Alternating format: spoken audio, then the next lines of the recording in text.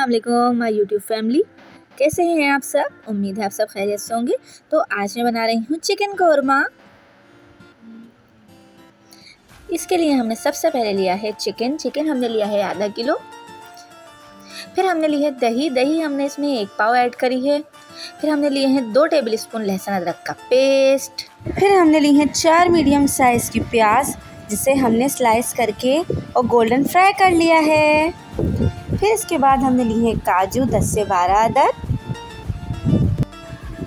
फिर हमने लिया है हाफ़ टी स्पून केवड़ा एसेंस, 2 टेबल स्पून पिसी हुई लाल मिर्चें, हाफ़ टी स्पून हल्दी और 1 टेबल स्पून हमने पिसा हुआ धनिया लिया है। फिर हमने 2 तेज़पात के पत्ते, 1/4 जायफल, 1 जावित्री का टुकड़ा, 1 टेबल स्पून नमक, लौंगे 4 अदद, काली मिर्चें 6 अदद, हरी इलायची 3 अदद, बड़ी इलायची 1 अदद और 1 दालचीनी का टुकड़ा। इन तमाम मसालों को हमने मिक्स करके पीस लिया। फिर हमने जो प्याज तली थी अब हम उसे क्रश कर लेंगे, यानी कि चूर लेंगे। अब सबसे पहले हमने पैन में 1 कप ऑयल गरम करा। फिर इसमें हमने चिकन ऐड कर दी। अब हम इसमें लहसुन अदरक का पेस्ट ऐड कर देंगे 2 टेबल स्पून। फिर हम इसे अच्छे से भूनेंगे। फिर हमने जो कोरमा मसाला तैयार करके रखा था वो हम इसमें ऐड कर देंगे।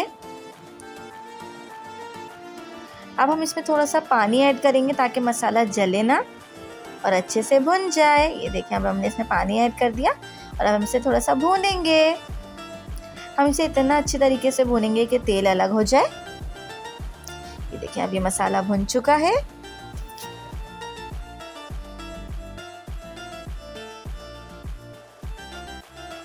अब हमने जो 1 पाव दही लेके रखी थी उसमें हम तली हुई प्याज को ऐड करेंगे, इसे अच्छे से मिक्स करेंगे। अगर आपने दही 1 पाव लिए तो आप प्याज भी 1 पाव ही लीजिएगा। अमूमन लोग जो है वो आधा किलो चिकन में आधा पाव दही डालते हैं, लेकिन अगर आप 1 पाव दही और 1 पाव प्याज ऐड करेंगे तो मसाला ज़्यादा और अच्छा बनेगा। अब देखें, अब हमने इसमें दही और प्याज का पेस्ट ऐड कर देंगे। फिर हम इसे अच्छे से भूनेंगे। ऑयल इसमें हमने 1 कप ऐड किया था क्योंकि कौरमे में थोड़ा ऑयल ज़्यादा अच्छा लगता है। अगर आप ऑयल कम खाना पसंद करते हैं तो फिर आप इसमें थोड़ा कम ऐड कर सकते हैं। अब हम इसे इतना पकाएंगे कि जो दही का पानी है वो ड्राई हो जाए और चिकन अच्छे से गल जाए।